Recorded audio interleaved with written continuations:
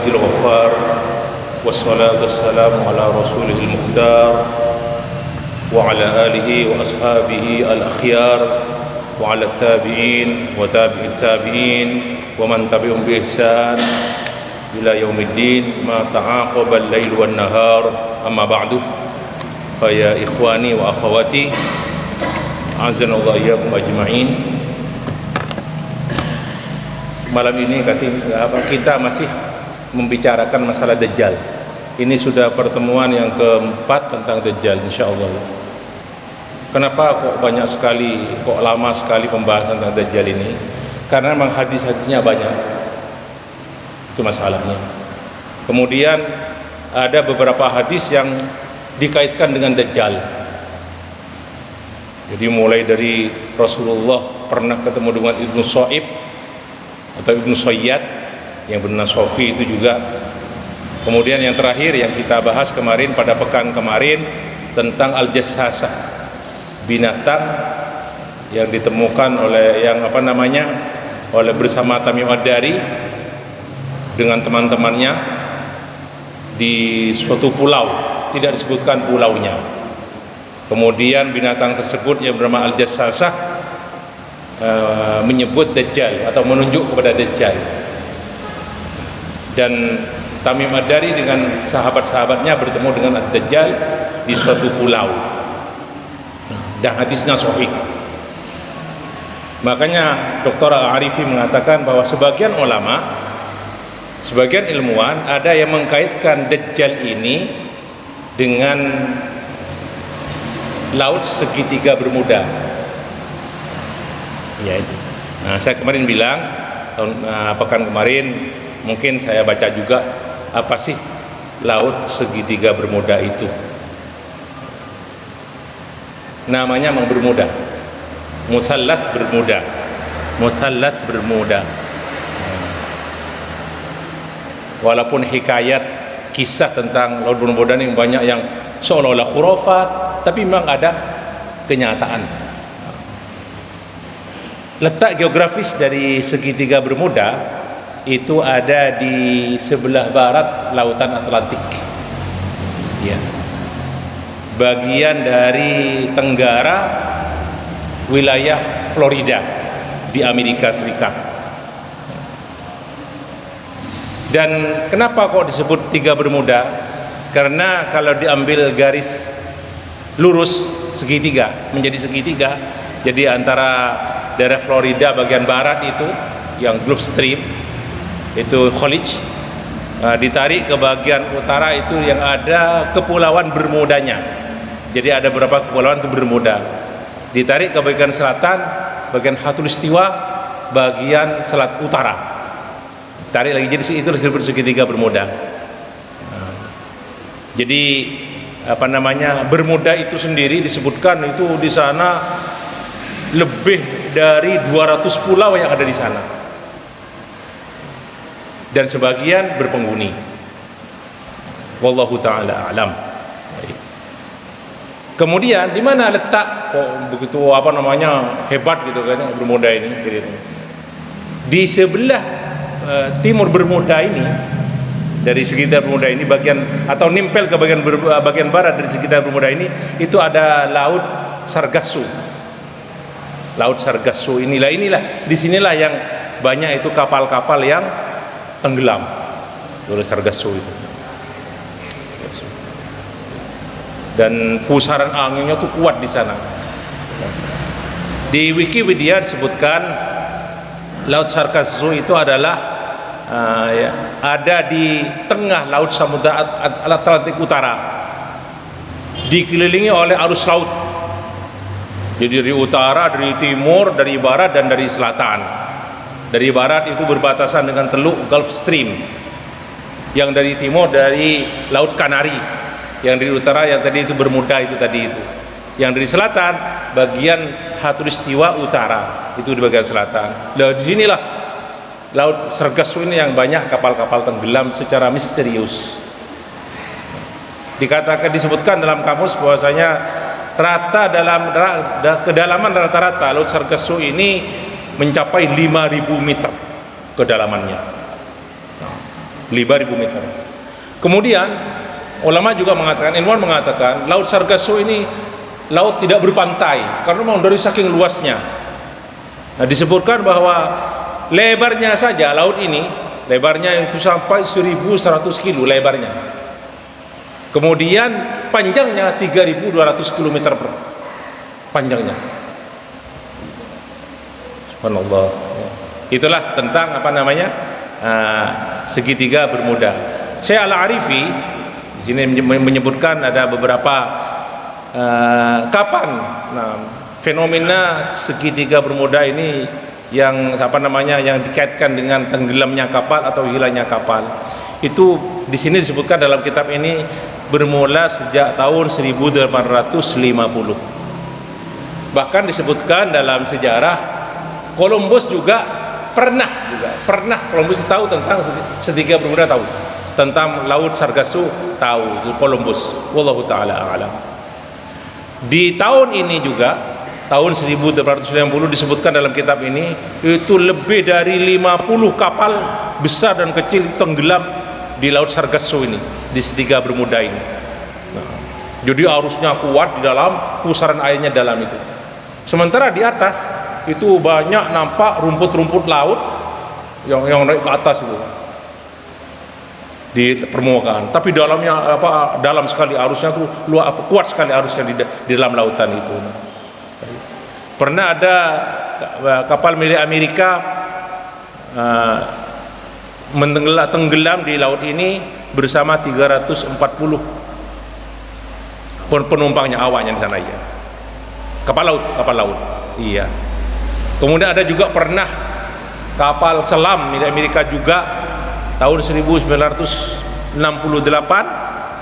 dan di dalamnya ada 99 pelaut.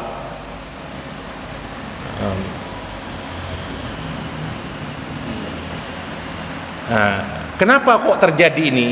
Banyak disebutkan tuh di internet, disebutkan juga macam-macam. Di sini ada dua menyebutkan, saya Dr. Al-Arifi. Kenapa kok terjadi? Pertama kata beliau yaitu teori gempa, bahwasanya di kedalaman laut itu terjadi gempa. Jadi kayak beliau juga menyebutkan kayak tsunami yang di Aceh. Jadi dari dalam laut gitu kan, terjadi gempa di bawah laut, naik ke atas, di sana terus terjadi gelombang yang besar. Sehingga kapal ketika itu datang ke daerah itu, berarti setiap sampai sekarang ada begitu kan. Kita tidak menentu arahnya terus. Kompas tidak jalan semuanya. Tidak berjalan semuanya. Malah diceritakan dalam kitab ini tahun 1945 di ada 5 kapal yang beriringan ketika itu berjalan di atas segitiga Bermuda. Salah satu pilot dari kapal tersebut itu karena mengirim sinyal, mengirim kabar ke pusat, bukan ke menara pengawas.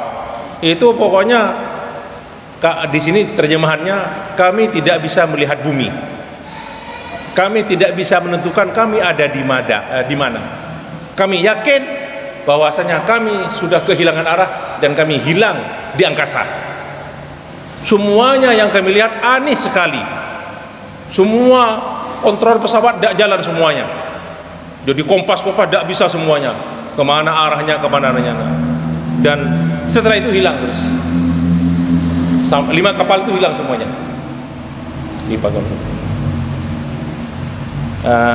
Disebutkan juga bahwa beberapa peneliti Jepang sempat dan banyak melihat di dalamnya itu beberapa kapal, puluhan kapal terbang, kapal laut di dasar Laut Sargasso ini. Kemudian yang kedua, ini tadi itu karena gempa yang di bawah, itu yaitu teori magnet. Karena ada magnet di segitiga Bermuda itu.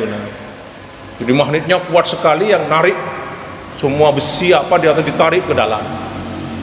Ini ada 2 teori yang disebutkan oleh Syekh Al-Arifi. Beliau mengatakan seperti kasus tsunami yang terjadi di Indonesia tahun 2004 miladiyah. Nah, itu karena ada gempa yang ada di dasar lautan. Itulah saya sampaikan sekedarnya tentang segitiga bermuda ini. Baik.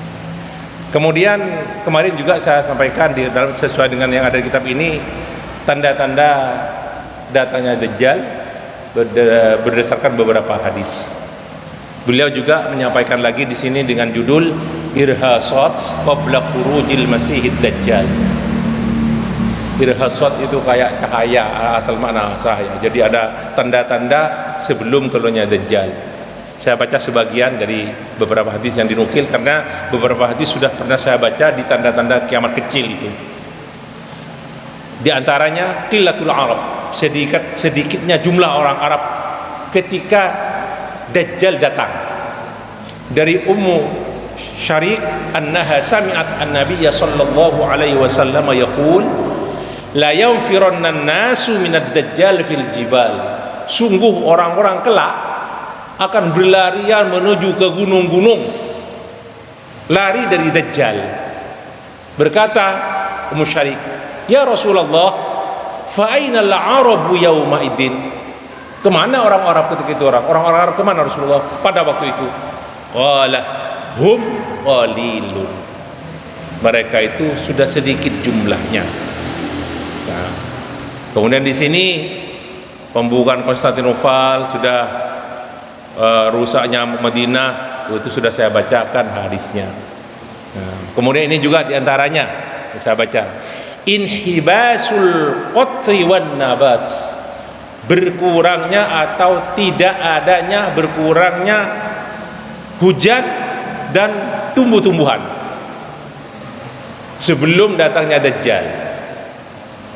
Ada satu hadis dan riwayat Ibnu Majah, walaupun hadis ini dhaif, bukan hadis palsu, tapi ada beberapa perwilayannya, di antara Imam Ahmad dan Abu Daud meriwayatkan hadis ini dari Asma bintu Yazid. Yang akan saya bacakan ini dari Abu Umamah Al-Bahili radhiyallahu anhu. Anna Nabiyya sallallahu alaihi wasallam qala, inna qabla khurujid dajjal salasa sanawatin shidadin yusibun nasa fiha ju'un syadidun. Sesungguhnya sebelum keluarnya Dajjal ada 3 tahun, yaitu 3 tahun masa-masa peceklik, di mana masa itu orang-orang itu akan mengalami kelaparan yang sangat. Ya'murullahu ta'ala as-samaa'a fis sanatil ula.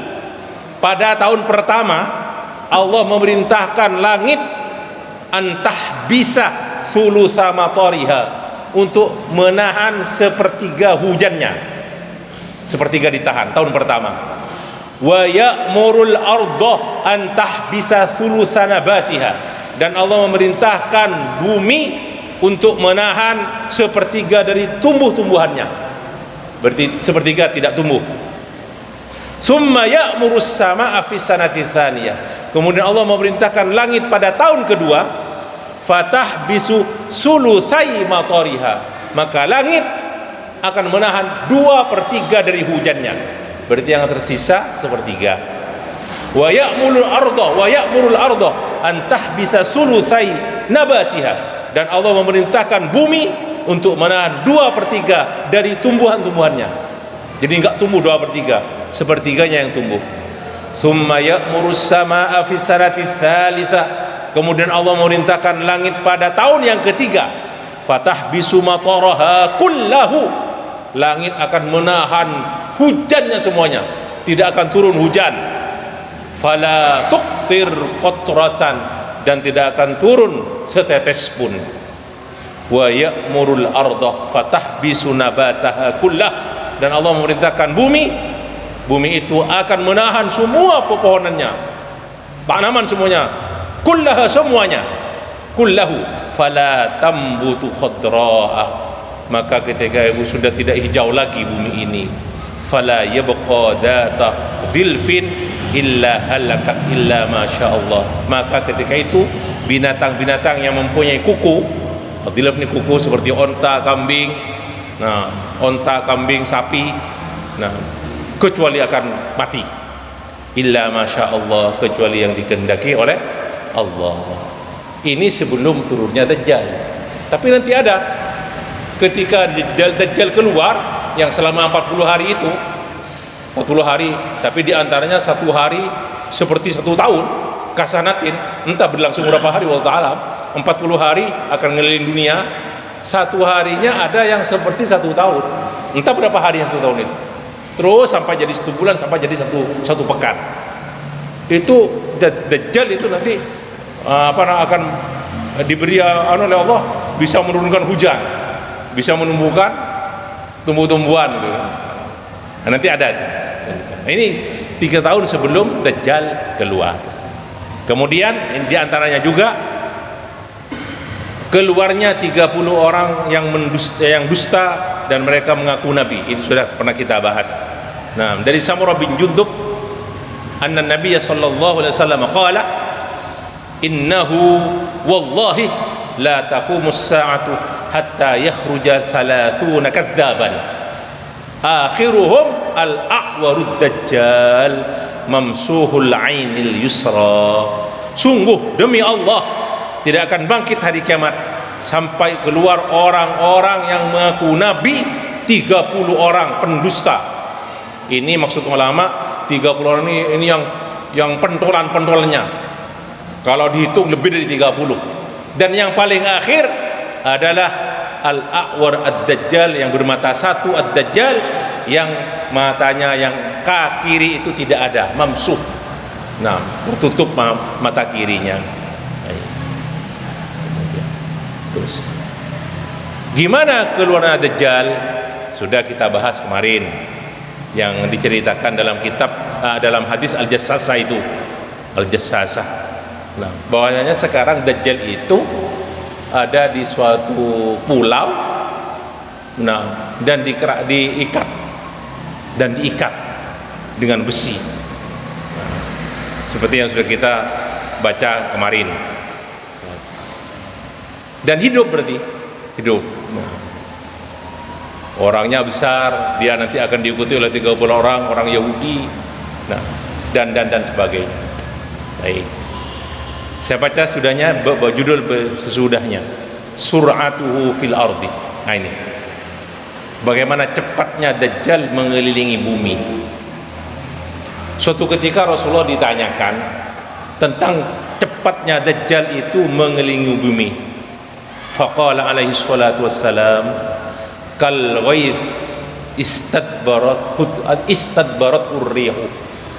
Cepatnya Dajjal itu seperti al-ghaith, yaitu seperti hujan yang dibawa terbang oleh angin. Nah, didorong oleh angin. Ini hadis riwayat Imam Muslim. Keliling bumi.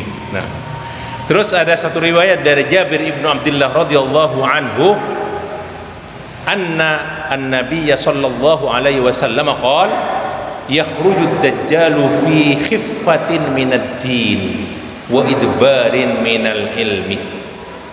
Akan keluar Dajjal dan dia itu tidak punya agama sama sekali. Tidak punya agama sama sekali Dajjal itu. Khiffah, ringan agama. Wa idbarin minal ilmi, tidak punya ilmu dia. Walahu arba'una yauman yasihuha, dan dia diturunkan selama 40 hari 40 malam. Yasihuha, dia akan berjalan mengelilingi bumi. Al-yawmu minha kasanati. Satu hari dari 40 hari itu lamanya seperti 1 tahun. Entah berapa hari itu berlanjutnya, yang seperti 1 tahun tidak disebutkan. Pokoknya 1 hari dari 40 hari itu seperti 1 tahun. Wal yawmu kasyahri, dan ada 1 hari dari 40 hari itu seperti 1 bulan. Wal yawmu kal jumu'ati, kemudian 1 hari ada yang seperti 1 pekan. Thumma sa'iru ayyamihi mislu ayyamikum, kemudian sisa dari setelah 1 pekan itu sama dengan hari-hari kalian, berarti 24 jam sehari semalam. Thumma sa'iru ayyamihi mislu ayyamikum. walahu himarun yarkabuhu, dan dia itu punya himar, keledai yang dia tunggangi. Arduma baina ayudunaihi arba'una dira'an, antara telinga ke telinga yang kiri ke yang kanan, atau yang kiri ke kanan, itu 40 hasta lebarnya. Besar, Allah Ta'ala, gimana nih? Nah, ini hadis riwayat Imam Ahmad, Imam Hakim, dan sanadnya sahih. Sanadnya sahih. Nah, rijalus sanad, perawinya, jadi bukan hadis palsu. Kemudian di sini disebutkan ya'tin nasa, Dajjal akan mendatangi orang-orang, fayaqulu ana rabbukum, saya adalah Tuhan kamu, wa inna rabbakum laisa bi'awar, ini sabda Rasulullah alaihi wasallam, dan Tuhanmu, jadi ditujukan kepada sahabat, Tuhanmu itu tidak buta sebelah mata, tidak.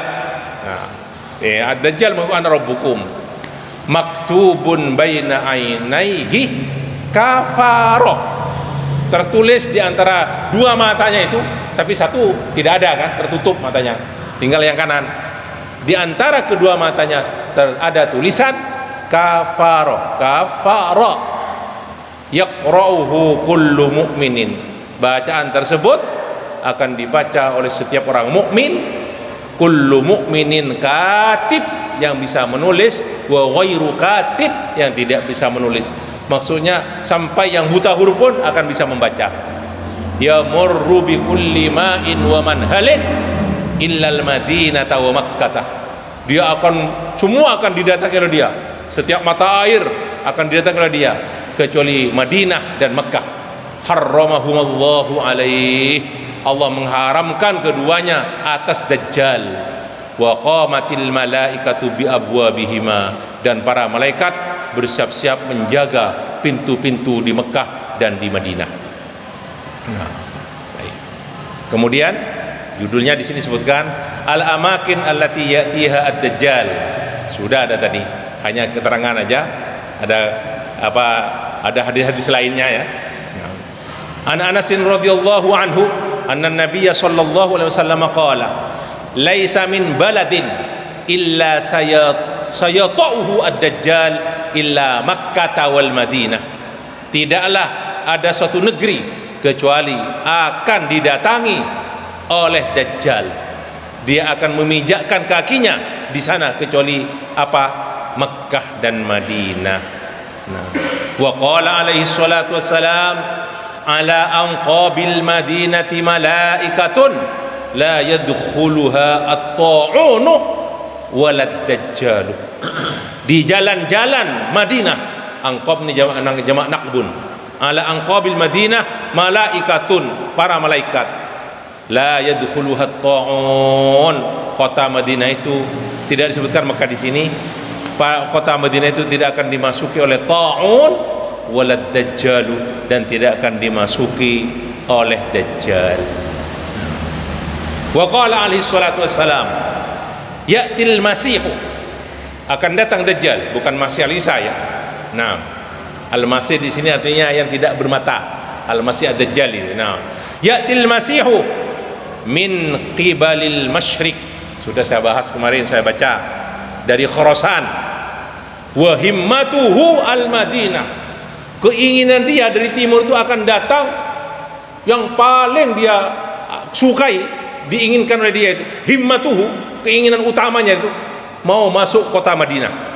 Hatta idza jaa dubura Uhudin, sampai dia akan masuk ke Madinah, kota Madinah, dia Dajjal itu hanya ada di belakang Gunung Uhud. Gunung Uhud itu dari kota Madinah itu sekitar 6 kilo dari Masjid Nabawi, 6 atau sampai 7 kilo. Loh, berarti masuk dong kota Madinah? Masuk enggak? Itu mungkin yang dimaksud dengan kota Madinah itu yang tanah haramnya. Tanah haram ya. Zona tanah haram. Kan ada zonanya di Madinah, maka juga ada zonanya. Itu sudah di luar zona. Di belakang Gunung Uhud. Nah, ini hadis rawahu Al-Bukhari, hadis sahih. Kemudian di riwayat yang lain disebutkan annahu yas'adu Uhud. Malah ketika mau masuk kota Madinah, dia itu sempat naik ke Gunung Uhud. Wa yanzuru ilal Masjidin Nabawi, dia melihat ke Masjid Nabawi. Min ba'idin, dari sana, dari kejauhan. Wa yaqulu liman hawlahu, dia berkata kepada orang-orang yang ada sekitarnya, min atba'ihi, dari pengikut-pengikutnya, orang-orang Yahudi itu. Nah, atarawnal qasral abyad, apakah kamu sekalian melihat istana putih, yakni Masjid Nabawi itu? Hatta idza jaa duburu Uhud, ketika dia mau berusaha, dia kan sudah belakang Uhud, mau berusaha lagi, talaqathul malaikah, ditemui oleh para malaikat. Fadarabat wajhahu qibala Syam, akhirnya dia lari menuju Syam. Fadarabat wajhahu, para malaikat, darabat wajhahu, dihalau Dajjal itu oleh para malaikat menuju Syam. Hunalika yahlik, hunaka yahlik, di Syam inilah Dajjal akan mati. Syam itu seperti yang saya katakan dulu, sekarang Syam itu daerah Palestina, daerah Yordania, kemudian Syria. Ya, Syria, Palestina, Yordania, itu daerah Syam. Libanon juga 4. Ya, Palestina, Libanon, Syria, Yordania. Itu daerah Syam sekarang. Itu hadis riwayat Imam Muslim. Yang tadi yang Bukhari Muslim kan, Bukhari Muslim. Wa fi riwayatin ukhra, ada juga riwayat yang lain, an Mihjan ibn al-Adhru radhiyallahu anhu, anna Rasulullah sallallahu alaihi wasallam qala, khutaban nas, berkhutbah, faqala yaumul khalas. Wama yaumul khalas? Yaumul khalas. Wama yaumul khalas? Yaumul khalas. Wama yaumul khalas? Sampai 3 kali. Qalaha salatan. Nah, hari keselamatan. Khalas. Nah. Wama yaumul khalas? Apa, tahukah kamu apa yaumul khalas? Sampai 3 kali. Qila lahu, ditanyakan kepada beliau, wama yaumul khalas? Qala, apa itu yaumul khalas Rasulullah? Yaji'ud dajjal fayas'adu Uhudan, akan datang Dajjal menuju kota Madinah, dan dia naik ke gunung Uhud. Fayandurul Madinah, dia melihat kota Madinah. Fayaqulu li ashabihi, atarawna hadzal qasr al-abyad huwa masjidu Ahmad. Melihatlah, apakah kalian melihat istana putih ini? Itulah masjidnya Ahmad, ini Nabi Muhammad alaihi salatu wassalam. Summa ya'ti al-Madinah, dia berusaha masuk kota Madinah. Fayajidu bi kulli nakbin minha malakan musallatan. Dia mau masuk kota Madinah, dia menemukan di setiap jalan masuk kota Madinah malaikat yang menghunus pedang. Fayati sabikhatal jurf fayadribu rawaqahu summa tarjuful madinata salasa rajafatin. Kemudian dia menuju ke arah Syam. Di kota Madinah ini ada tempat, di luar kota Madinah, nah di bagian utara itu ada tempat namanya sabikhatul jurf. Sekarang ada tempatnya. Fayadribu rawaqahu, di sanalah dia terus mendirikan muaskar, kayak kemah bersama pengikutnya Dajjal itu. Ketika itu setelah itu tarjuful Madinah rajafatin, gempa sebanyak 3 kali kota Madinah. Fala yabqa munafiqun wala munafiqatun wala fasiqun wala fasiqatun illa kharaja ilaihi fadzalika yaumul khalas. Orang-orang ketika sudah terjadi gempa 3 kali, guncangan 3 kali di kota Madinah, nah, maka ketika itu tidak ada lagi tersisa orang munafik laki-laki perempuan, orang fasik laki-laki perempuan yang ada di kota Madinah, kecuali akan keluar kharaja ilaihi, menuju kepada Dajjal, bergabung dengan ad-Dajjal. Fadzalika yaumul khalas, itulah makna daripada hari al-khalas, hari keselamatan. Nah, wa qala alaihi salatu wassalam, laisa min baladin illa sayatuhu ad-Dajjal illa Makkah wal Madinah. wa laisa naqbun min anqabiha illa alaihi almalaikatu hafina tahrusuha fayanzilu fis sabiqah, yakni sabiqatul juruf fayadribu rawaqahu, sama dengan yang tadi artinya. Nah, tidak ada kota kecuali akan didatangi oleh Dajjal kecuali Mekah dan Madinah. Setiap jalan menuju Mekah dan Madinah akan ada para malaikat yang berbaris yang menjaganya. Kemudian Dajjal menuju Sabiqatul Juruf, suatu tempat, dan di sana dia mendirikan muaskarnya, kemahnya. Nah, baik. Itulah ikhwani. Untuk yang lain-lain bisa saya lanjutkan akan datang. Ini masih ada lagi apa itu fitnah Dajjal. Nanti Dajjal itu kalau keluar, nah apa kelebihan yang diberi oleh Allah kepada Dajjal untuk menggoda manusia yang ada pada saat itu. Nah, baik. Sampai di sini dulu kajian kita malam hari ini.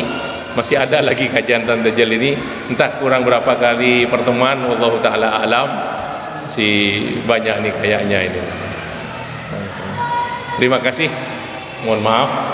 Mari kita akhiri liqa kita malam hari ini dengan kafaratul majlis. Subhanakallah wa bihamdika asyhadu an la ilaha illa anta astaghfiruka wa atubu ilaik. Wassalamualaikum warahmatullahi wabarakatuh.